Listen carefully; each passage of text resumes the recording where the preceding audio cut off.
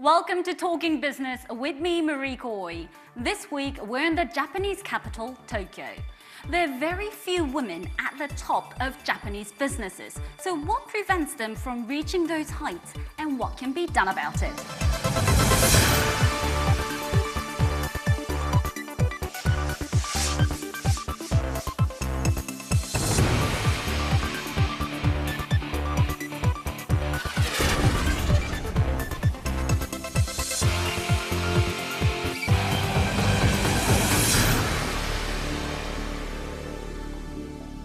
The Japanese government wants to increase the percentage of female business leaders to 30% by 2020, but it's an ambitious target because at the moment it's less than half. So is it achievable? Well, I'm joined by three very successful women and our audience appropriately at Tokyo's Women's Plaza. Let me introduce you to our panelists. Ms. Kyoko Nishi from the Japan's Ministry of Agriculture, also formerly from the Prime Minister's office. The President of British Telecom in Japan, Ms. Haruno Yoshida, and anthropologist, Ms. Mariko Fujiwara. Ms. Nishi, so the government has set this 30% target, which is great to have, but at the same time, there are many other issues like society's attitude. What are the other things that, in your view, the government can do to achieve this target? First, as for the 30% target, it might look ambitious, but it is very important to have that target for us because in the light of aging society and decrease in population, we need to increase the role of women in the workplace so that to revitalize Japanese economy. And we have a private sector forecast that says that women, full participation by women in the workplace at the current ratio for men will boost the GDP by 13%. So that means women mix is very important for the Japanese economy. And to support this target, the government have some concrete measures. One is an increase of child care slots by adding 400,000 slots more in 5 years. And second one is increase in maternity leave payment from 50% to 67% so that they can support their family earnings. And Prime Minister Abe is actually very much committed to women mix. So private companies have started showing some results. But I guess it brings up the big question of should women be promoted just because they're women? What's your view on people who say that that's almost a reverse sexism? I don't think that the women are promoted just by gender. They are appreciated their value, their capabilities, and their talented capabilities. So anyways, women are not varied by just gender. And Ms. Yoshida, what's your view on this whole argument of reverse sexism? So from my perspective, my personal experience, I came up to here because intentionally, unintentionally, I choose the way where I can compete in numbers. My background is always sales. As far as you're making number, you get paid for it, fact check.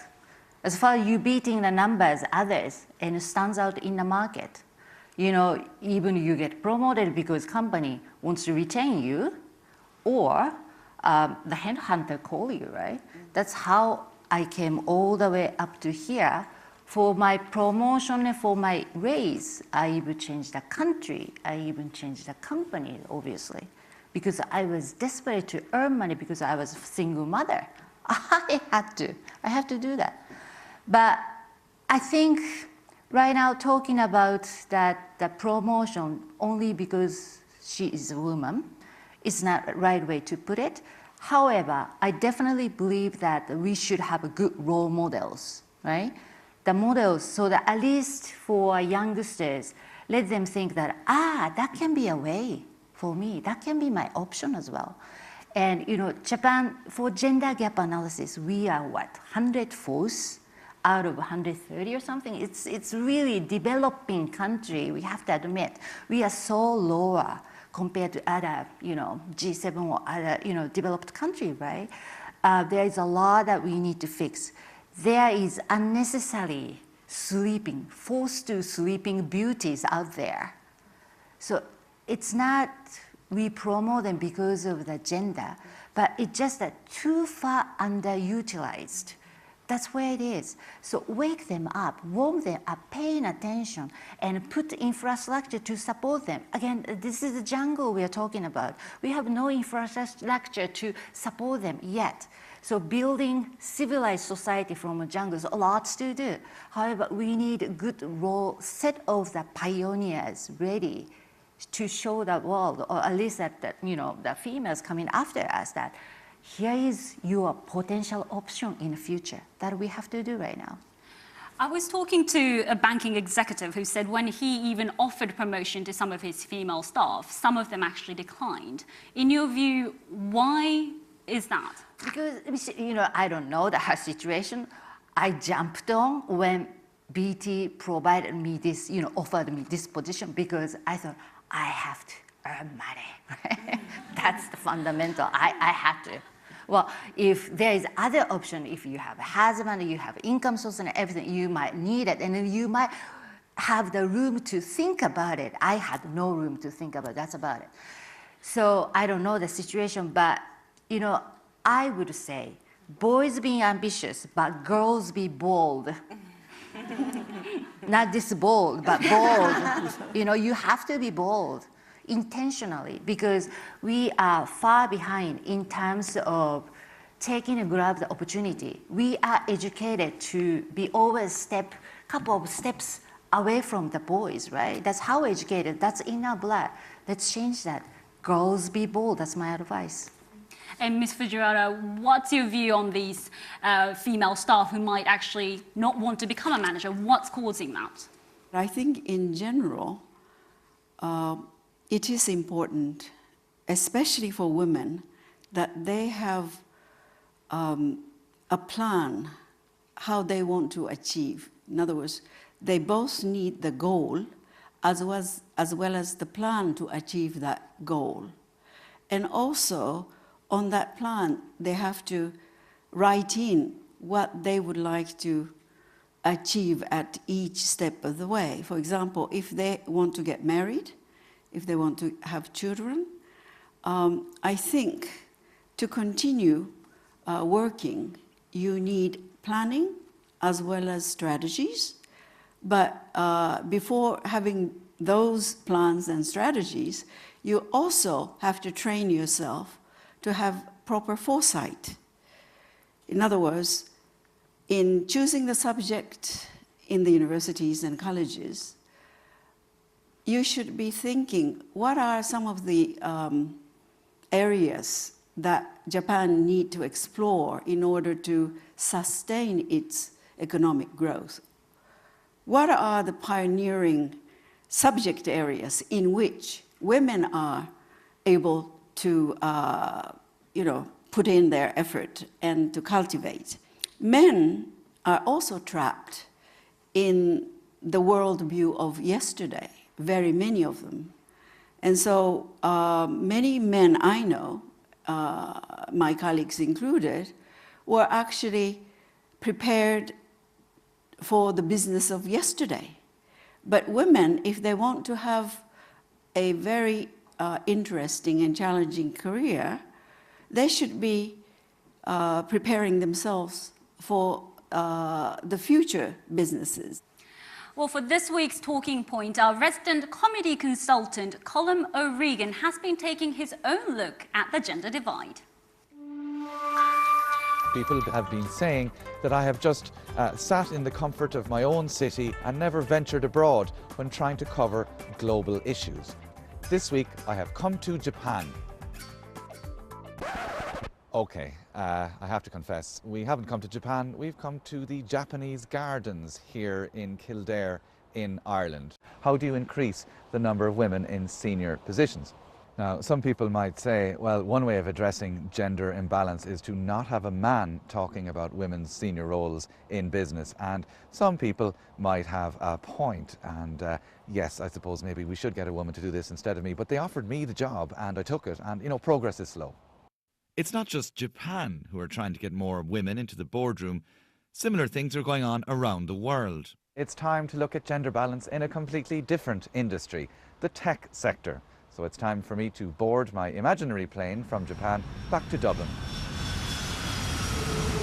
Tech is different actually, and we're seeing a big swathe of change. We're also seeing very senior women in tech going very publicly out there to advocate careers for women in technology. So I think the tech sector have had this light bulb moment where they've all got together collectively as senior people to say this isn't working, this isn't okay, and we're actually missing out on a whole pool of talent because we're not encouraging women to actually progress in careers in technology.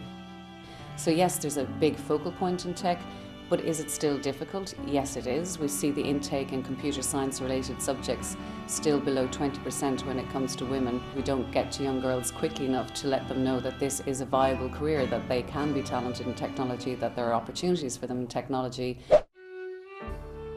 I've come to meet a friend of mine, comedian and best-selling author Tara Flynn. She's a successful woman. Maybe she can help me find some answers. So if anyone should know about women and what the problem is, it would be you. What I do know is that sexism is everywhere, and until we address it at education level, get everyone to realise that equality has to be across the board. Okay, so across the board equality, starting with school children. That's sorted. That was easier than I thought it was going to be. So you're happy that we fixed it anyway? Listen, if it needed fixing, you've done a fantastic job. Gender is done. Yes. Thank you, Tara. Thanks for mansplaining. Colm O'Regan there. But it's not just about increasing the number of female managers. Japan's economy needs more women to work. At the moment, more than 2/3 of them quit their job after giving birth. So if I could ask you, Ms. Fujiwara, a recent survey done by Hakuhodo, where you used to work, showed that more than 1/3 of women in their 20s still wants to become a housewife. Why do you think that is? Well, when we conducted the research, we were actually quite surprised ourselves, because this is the young women who have their opportunities far more available than to those offered to women in the past, and yet they opt for being provided for by their husbands. However, I think it's also true that when you look at the working world, the business world, you have to be far more committed. What is expected of a working person, regardless of gender, is far more demanding today than, say, 30, 40 years in general, because of the particular situation that Japanese companies are in today. See, so I think women are basically trying to make a balance between their life and their working career. And in that sense, younger women are probably far more realistic in saying, honestly, they would rather be a housewife. May I make some comments? Yeah. To be honest, right? When I was 25 years, probably your age, I wanted to be housewives. I didn't expect it. I married and I divorced and I get single mother. I even didn't think about it. That was my last intention at all. But that happens. And what you gonna do? Life continues, right? This is your contingency perspective. I cannot think how you can give up the income resources, right? I have many friends, right? And now 51 years old, even though I look like 25 still.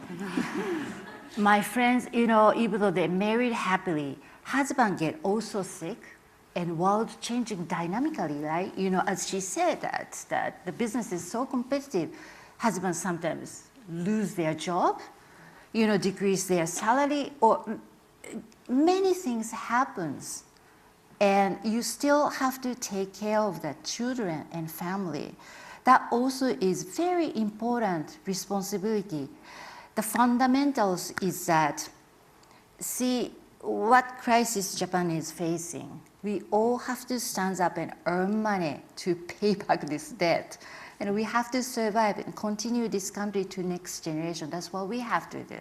For instance, the business perspective, we ought to explain to our investors what's our business growth plan for next 5-10 years, regardless of this resources crisis, decreasing population, decreasing, workforces and everything. If you're not doing this talent resource called female, are you doing robot, or are you asking your male resources, double the time of, working, or age society, or, immigrants? You have to lay out a plan. You ought to explain to investors. That's what we are facing. Thank you. Ms. Nishi, if I could ask you what it was like to be a female bureaucrat, because I guess the government sector is rather male-dominated as well. What was it? What was your personal experience? Oh, yes. I have been working within the government for 22 years, but honestly, I can say that I have never felt any discrimination by being a woman. I can do whatever I want in the workplace. For women with families with whom I worked, it has been a bit difficult to balance work and home life. And I think that's why we definitely need a women mix to support them. Well, now it's time to take some questions from our audience. We have Ms. Marina Ishibashi. In terms of considering womenomics and the advance of women in the workforce in Japan, I wanted to ask what kind of solutions or measures are taken right now? If I could put the question to Ms. Fujiwara first, it's not just about raising children, but with an aging population, we also have to worry about taking care of the older parents. Of 30-some years I've worked, in total, I rendered care for the aging parents, 3 of them, up till now, more than 20 years in total. So that, in addition to having children, and not every child is easy to bring up, mind you, but also caring for aging population and aging members of the family is also as demanding. So yes, Abenomics and womenomics, whatever you call it, might be very committed to provide childcare. But the other end of the career, as you grow into your 40s and 50s, and you are very close to be promoted to, say, the top layers of the management, suddenly you have to drop out of your workforce simply because your parents get sick. So we need much more measures. And we have another question from Ms. Ozono. I think that in order to increase the percentage of business women at the top, not only in the situation but also the education should be changed. So what kind of education do you think is necessary, and from when? I'd like to introduce my personal experiences. Based on my personal experiences during the education processes when I went to school, I could do actually whatever I want.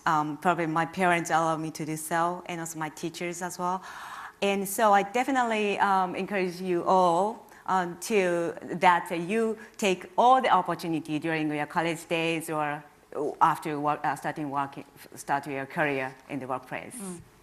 Can I get Ms. Fujiwara to answer that? I think those who are in charge of education all the way through from elementary school to university and graduate schools, I think they have to all change to fit and meet the needs of today's world. And frankly speaking, I think some of the programs are not adequate. Some of the programs are not well fitted to today's demands. So you must as consumers of educational services, as students, you have to be clever. You have to become clever consumers of such services. So you don't just leave it in the hands of your professors or teachers. May I make a comment? Building on that, you're absolutely right. You know, I think I recommend the government and education and business work closer, so that way at least, you know, you have to reflect our requests, right? The business, what business requirement, and changing dynamically. You know, we have to work closely so that way what resources is necessary, in lack right now, you know, scarce in the business, especially that the science and the technology. We are desperately looking for that resources. I mean, in terms of my ICT sector, security resources, think about it. I mean, so those are things that we have to work closely, right? So that way that the education sector can, you know, reinforce that resources in a timely, you know, manner. And we have one more question from Ms. Haruka Takasugi. Are there any ideas that are currently used in Western countries that can be adopted into Japanese system? You know, there's a lot. You know, again, we have done pretty much nothing, right, in Japan. So there's a lot of good examples out there, role models, the system, HR system, everything. But I think fundamentally we should adapt today, or even yesterday, I would say, is that use technology. What we couldn't do 30 years ago, but we can do now is that this technology advancement. Look at it in your kitchen, right? Microwave and everything, that's all technology, right? But now in office, there is a lot of ICT, gadget and smart things that allow you to work anywhere, right? This ICT eliminate the concept of distance. Wherever you are, with that smart devices, you can work, right? That in Japan is not implemented enough. In regards to that ICT investment compared to US and the UK, Japan is half. I think we can change it right now. Well, thank you to our guests, the president of BT Japan, Haruno Yoshida, Ms. Kyoko Nishi from the Japanese Agricultural Ministry, and anthropologist Ms. Mariko Fujiwara. That's all from here in Tokyo. Do join us again on Talking Business next week.